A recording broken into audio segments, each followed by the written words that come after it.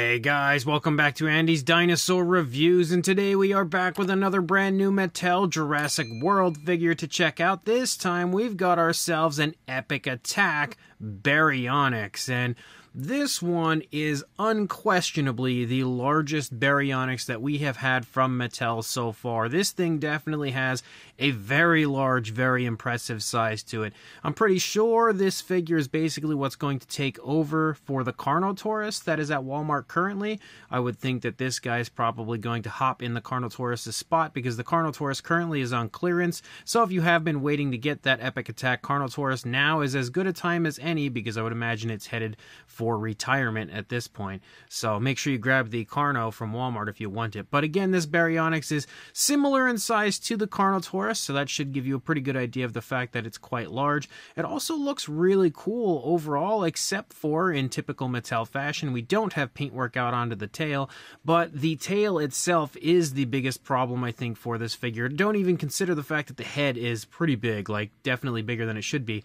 That tail is so short, like the tail is crazy short compared to what it should be, and I feel like this is one of those instances where maybe they should have just had like a tail in a separate part of the package so that you could put the tail on and give it a better tail length. But overall, it is still a pretty cool looking figure, so definitely one that I'm very happy to finally see showing up on Walmart.com, and that's where I purchased mine. But you can see the box art looks pretty much like you would expect it to, and if you turn it around and you take a look at the back, you can see again some images of the Baryonyx, basically some images showing off how the action features work, as well as a little preview down there for the Pyroraptor and Herrerasaurus, which I would imagine are probably going to take over for the Dilophosaurus and Velociraptor that are out currently, and those figures will also be up for review here on the channel very soon. I really wish we would have got the Dimetrodon and Atrociraptor that they were teasing us with last year, but never seemed to come to fruition. And in fact, I've never even actually seen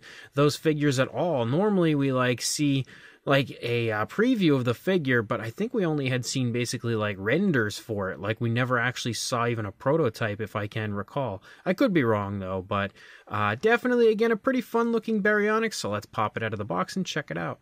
So here is our very large Baryonyx, and let me go ahead and actually reposition the camera a little bit. I thought I had it in a good spot, but I guess not. But again, it looks really cool from certain vantage points, like the fact that the tail curves away from us from this angle kind of doesn't let you see how short the tail actually is, so I think it helps the figure look a little better. But it is really cool to have a Baryonyx this large. It's definitely a very big figure, very nicely sized, and we will of course compare it with your standard Mattel Baryonyx a little bit later.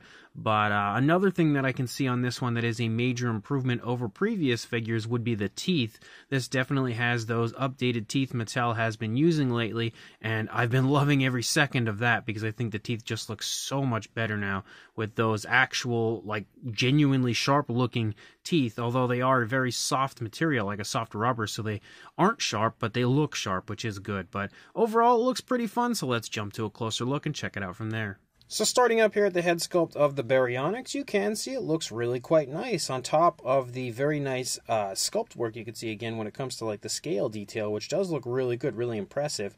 You can also see there's a good bit of variation of color here in the face for the figure. You've got the brownish tone of the primary body. You also have a dark green that kind of runs up and over the snout and over the top of the head. You also have a very interesting kind of like blue-green here that sort of spots and just kind of splatters through the course of the eye. And then you've also got a yellow for the eye and a black pupil. Interestingly enough, the eye area for some reason almost has like a dusty sort of a look. Like the eye doesn't pop the way it normally does on a Mattel figure. I'm not really sure why, but it's very strange. But you can also see there is another area of very slight variation of color here to the face. There's like a reddish tone or like a red-orange that kind of leads down from the eye as well, which is quite interesting. And up here on the top of the head, you can see that that brownish tone kind of creeps through some of the greenish tones, which I also really quite like. Of course, we have an articulated jaw for our Baryonyx, as you would expect to find. And the mouth can open very wide. When you look inside the mouth, you've got a nicely sculpted tongue, fairly decently textured. You have a purplish tone for the entire inside of the mouth, and the detail looks really good. I specifically really quite like the addition of the throat back there being sculpted out, something you don't usually see on Mattel figures. But the articulated jaw, as you can see, articulates with the upper and lower jaw and works quite nicely. The teeth, as I mentioned, are definitely the newer teeth that Mattel has been using. They have a much more actual sharp sort of a look to them, and as you can also see, they're very flexible, so you can kind of push them and they're definitely not going to hurt anyone. So the idea of using these teeth moving forward, definitely the right choice. They're also painted with a yellowish tone to add a nice bit of realism to them. And yeah, there is a little bit of a satin shine for the inside of the mouth, but not too much. But as you move back here into the neck, you see that greenish tone run along the top of the dinosaur. You can also see kind of like some greenish tone sort of splattering as you move down here along the side, kind of like leading off of the darker green tones. And I must say, I really like the skin detail right here back behind the head. Like all these skin folds and skin wrinkles right there. That's really nice looking fine detail for the figure. As we continue to move down, you can see some tensing here in the throat. You can see the throat itself. Again, skin texture wise, it looks really good. We continue to have that green following along the upper part of the Baryonyx. Nothing going on color wise here for the underside. Of course, we've got an area of articulation in the neck. Kind of looks like we should have another area right here. Not really sure. We'll have to wait and see what exactly the action features and stuff are for the figure. But as you move down, you continue to see again those greenish tones following along the back. You've got some osteoderms that follow along the neck. You can see them starting here in the neck, and then they kind of run along the back right there, which looks quite nice. You also have a row of sort of like ridges or osteoderms following along the spinal column. I do still enjoy the fact that we have like the brownish tones sort of creeping through the greens here and there, which does look really cool. As you move down into the body, again, the skin texture looks super impressive. Mattel's sculpt work has honestly never been better than we've seen recently, and you can definitely see that here on this Baryonyx. As you move down into the arm, the muscle definition does look really quite nice. You can see that there's kind of like some of that almost speckling here and there on this figure. Like Mattel sometimes has that like speckling or variation of color embedded into the material used. You can kind of see a little bit of it here on this one, but you can see the skin texture continues to look quite nice moving down through the course of the arms down into the hands. The hands look a little stubby and short. I don't know, something looks a little off about those, but you can see leading out into the nails. The nails are sculpted pretty nicely, and interestingly enough, they sort of appear to be painted, but like painted with a really light tone that's just ever so different compared to the primary body color, which doesn't really make any sense if in fact that is the case, unless these are just like, I don't know, that's just weird. It does have a different tone of color compared to the arm right there. It's just a light tone. But if you look down at the feet, the nails are painted, but they're painted with a dark tone. If, in fact, these are painted with that lighter tone, they definitely would have looked better if they had used the darker tone. But obviously, we have arm articulation, forward and back, and out away from the body, which you can see there. It can go up pretty high. So definitely some nice articulation. As you move back, you continue to have that greenish tone following along. You can see it kind of lead down into the thigh, and then it overtakes a large portion of the thigh here. It continues to sort of splatter and speckle out away from the greenish tones as well, which I do like. You can see the skin texture looks absolutely incredible. Nice kind of cracks and crevices to the skin. A dark wash would do wonders on this figure, but you can also see the muscle definition is very nicely sculpted. As you move down, you've got the knee as well as the calf shining right there, and then you lead down into the foot sculpt. The foot sculpt has some nice scoots running down the toes, and again the nails painted, as I just mentioned, with a nice dark gray, but the dew claws are skipped when it comes to the paintwork as per usual. We do have articulation in the legs, forward and back, which moves pretty darn nicely, and kind of, yeah, it does come out away from the body a little bit. I don't know if we have, yes, we have swivels in the ankles as well. So you've got that little extra bit of articulation. And then you move out into the tail, and at this point you can see the greenish tones have just completely disappeared. And we no longer have any coloration as we lead out into the tail other than the primary body color. But you can see again that we still have that sort of armored-like look to the back of the Baryonyx, and then the nice skin texture here as you move down. You have a very strong curve to the tail as well as you lead out. It does have articulation, which can kind kind of move up and all over the place like that. Definitely, yeah, as I say, it definitely could swivel, and it absolutely does, so it's got that going for it as well. You can also see a little bit more of that variation of color that I was talking about kind of embedded into the material, which you can see out there. If you look at it from the opposing side, I feel like you can really now see how short that tail truly is, though. It definitely needed a longer tail, and that's going to be the biggest eyesore for this figure, for sure. No questions asked about that. And considering the tail doesn't actually have any bearing on the action features or anything, they really could have included a longer tail that was separate in the packaging, and then you just kind of pop it in. I feel like that would have been the way to go with this Baryonyx. But over here, for the most part, it's going to look the same as what we had just seen on the first side. Again, the same sculpt in the face, same paint, nothing different going on there. As you move down into the neck, though, you can see an injury right here, kind of like a few slices in the neck of the Baryonyx. As you move down, the arms look the same over here. The stomach region, for the most part, looks the same, except for the fact that you can see a little bit more of it because the leg is trailing on this side. And also, we have, again, those injuries and the buttons and stuff over here for the Epic Attack action feature. And then you move back into the leg, and again, the leg is just trailing compared to what we see on the other side. So, not really a whole lot of difference on this side. You can see the detailing on the underside also looks pretty darn nice. So overall, it's not a perfect Baryonyx, but it is cool to see one that's so much larger than the previous releases. As far as a size goes, for a length from the tip of the tail to the snout, about 15 inches or around 38 centimeters.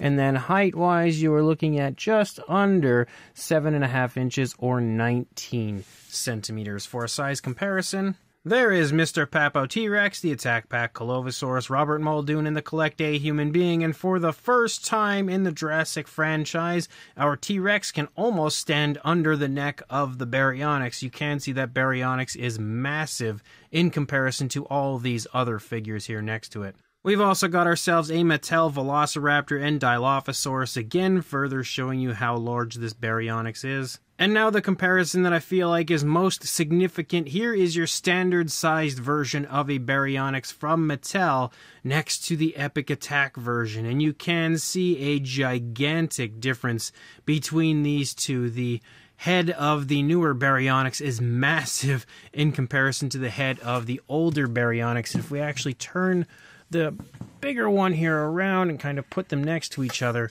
I really feel like that helps to put into perspective how much larger the Epic Attack version of the Baryonyx is, again, compared to the original size. And for one more comparison, just in case you wanted to see it with an Extreme Damage T-Rex, one of the Mattel Tyrannosaurs, you can see the Baryonyx absolutely rivals the Extreme Damage, Extreme Chompin', whatever you want to call it, size range of a Mattel Tyrannosaurus. Also, I did want to point out that this area here does articulate. You've got this little section here that can swivel around just to give you a little bit of extra articulation for your Baryonyx. Doesn't really go up or down, but basically just swivels around, so even more articulation for the figure. And then, of course, we have the action features. Now, I have dimmed the lights a little bit just so the action features are a little bit more visible, but we'll go ahead and press this one. Actually, we'll do this one first. So you can see it has the lights on that area.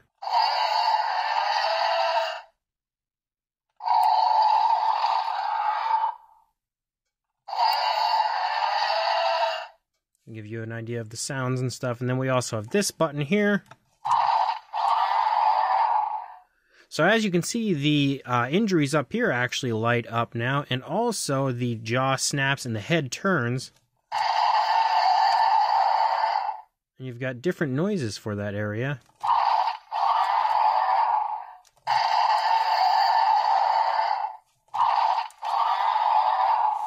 So some pretty fun action features, honestly. I really do quite like that. And you also, of course, have the Facts app if you would like to add this one to your collection in case you wanted to get it in your collection before you actually grab the figure itself. So this brand new Mattel Jurassic World Epic Attack Baryonyx is pretty fun. It definitely isn't, you know, the perfect figure. It absolutely has some issues, but it is still a pretty cool figure overall. The sculpt itself is extremely highly detailed.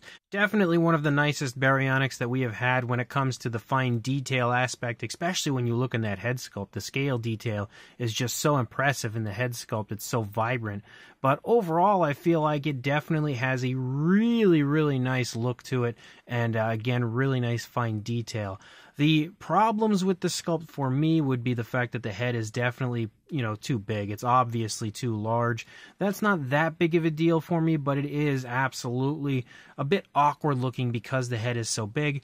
The worst part for me would be the tail. The tail is far too short, and Mattel does have a habit of sometimes doing that, but I feel like Mattel has been improving in so many areas lately that I'm kind of surprised to see them do something like this. I just didn't expect them to include a shorter tail on this one, but it absolutely is way too short. You do, again, have some okay paint work on this one. I actually like the fact that we have a good bit of paint in the face. I feel like that area looks really good. Like the amount of paint work, the tones of color, the design, everything that they have in the face of this is really nicely done. The paintwork moving through the course of the body also looks pretty nice until, of course, you reach the tail, and then that paintwork then disappears. But I guess it's not the end of the world. It's kind of something we're at this point used to. It just could be better.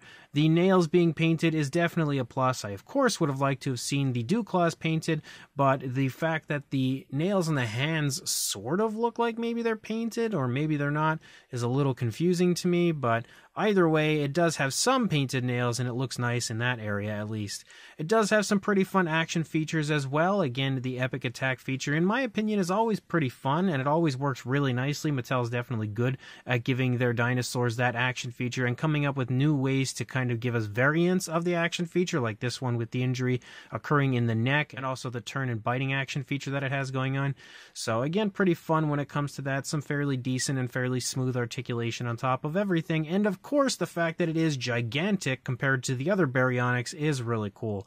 So if you are interested in picking this one up for yourself, I will include a link in the description to where you can purchase it right now on Walmart.com, or you could probably wait for it to show up in store because I'm certain it's headed there at some point soon. One way or another, it is a very fun figure, so check that link, grab it if you want it, and like, comment, and subscribe, and I will see you in the next review. Thanks for watching.